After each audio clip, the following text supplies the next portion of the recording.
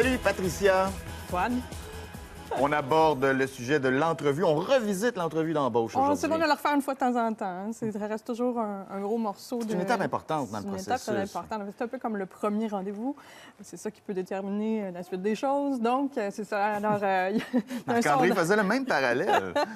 Un sondage qui a été fait récemment, en fait, auprès des consultants ressources humaines. Il semblerait que l'entrevue, c'est tellement stratégique que c'est la plus grande source d'erreur, si on veut, ou d'échec dans une démarche d'emploi, c'est la performance qu'on a en entrevue. De là, l'importance, évidemment, de bien se préparer. C'est la raison numéro 1 pour laquelle on décroche pas un emploi, c'est parce qu'on n'a pas performé pendant... Parce qu'on a mal performé ou bien, c'est quoi, justement, les erreurs que font les candidats pendant l'entrevue? Il y a 5 erreurs qui ont été identifiées par le même sondage. La plus grande, la plus importante, c'est de ne pas se différencier suffisamment des autres candidats. C'est-à-dire, comment on fait? Je ne connais pas les autres candidats, mais les autres explications nous permettent de situer un peu.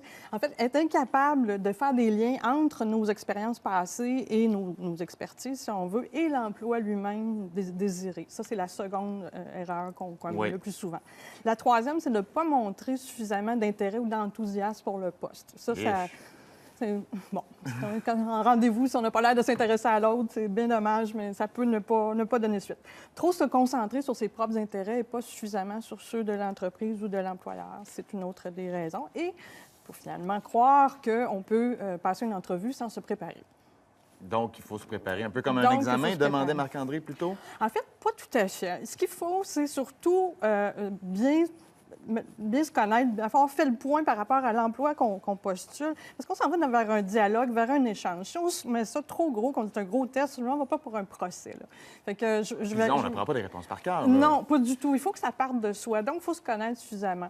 Et connaître l'entreprise. Parce qu'il y a trois choses à faire, là, si on veut, principalement. Oui. C'est donc de se renseigner sur l'entreprise comme telle. Mais ça, c'est souvent négligé. On ne le fait pas assez en profondeur. C'est pas la première fois qu'on le dit à cette chronique. C'est important. On ne le fait pas suffisamment en profondeur. Puis on ne le fait pas suffisamment en fonction de l'emploi et en fonction de nos compétences.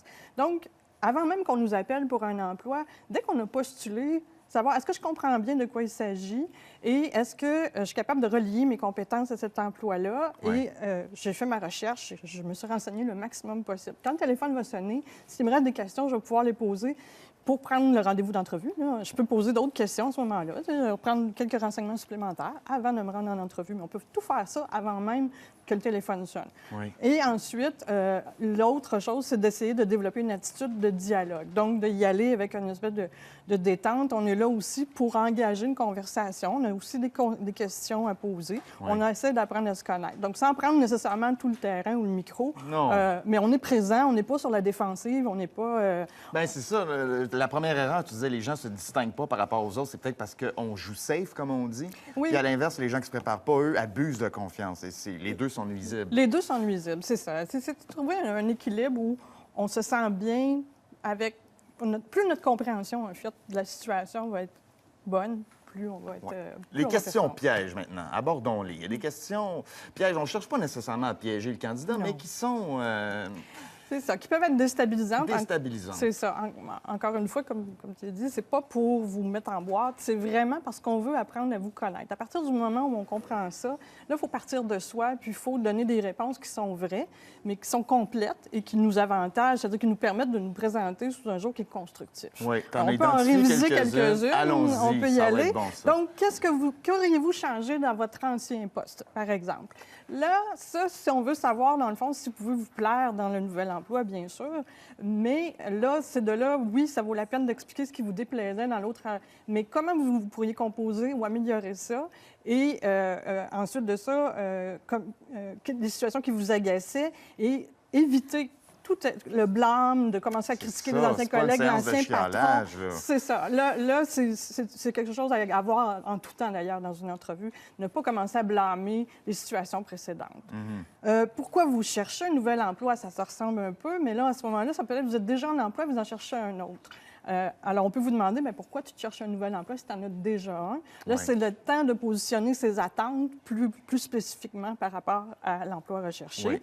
Encore une fois, éviter de blâmer l'ancienne ou l'emploi actuel ou de commencer à rentrer dans une critique qui ne serait pas constructive ou qui ne permette pas de dégager des solutions. Oui, absolument.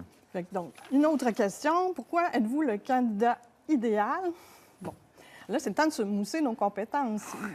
Mais c'est là qu'on peut être un peu gêné. Bien, en fait, ce qu'il faut, c'est être pertinent, surtout rendu là. Ce qu'il faut répondre, oui, il faut servir de notre beau bilan de compétences, mais il faut sortir les bonnes affaires. Si vous êtes en entrevue pour un emploi en service à la clientèle et que votre première impulsion, c'est de dire « moi, je suis quelqu'un de vraiment très ponctuel », c'est peut-être pas très convaincant. Donc, c'est de toujours garder, d'être capable de faire ce lien entre l'emploi pour lequel vous postulez et votre parcours à vous. Donc, allez-y, mais ayez le souci d'être pertinent. Parlez de la qualité de votre français, de votre entre-gens plutôt que de votre Exactement, ponctualité. votre préoccupation de la qualité du service. Bon, en fait, donc, à adapter à chaque situation.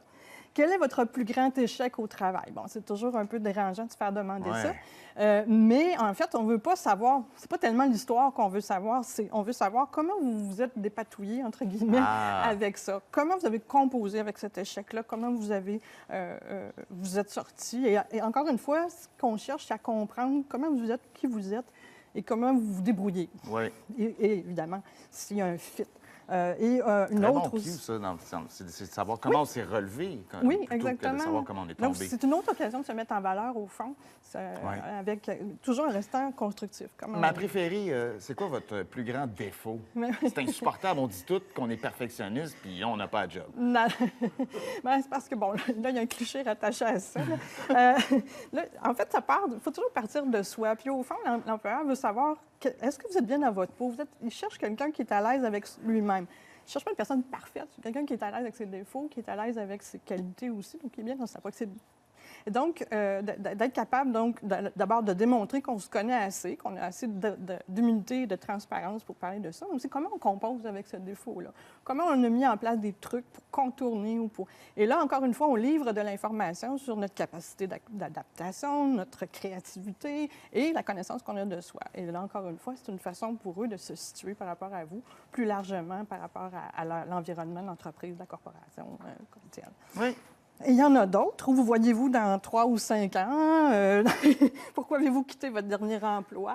Ça peut être intéressant de dire, est-ce qu'on a été mis à la porte? C'est mieux de le dire et de l'expliquer. Et pourquoi? Et encore une fois, les réponses les plus franches, les plus constructives, les plus concrètes vont être les meilleures pour vous, ça c'est certain. Donc, j'en aurais d'autres. Je ne sais pas si on conclut. C'est à mon tour d'être franc avec toi. Malheureusement, on n'a plus de temps, Patricia, mais c'était fort intéressant. Me voilà mieux armé pour me trouver un autre travail, mais pas maintenant. À bientôt.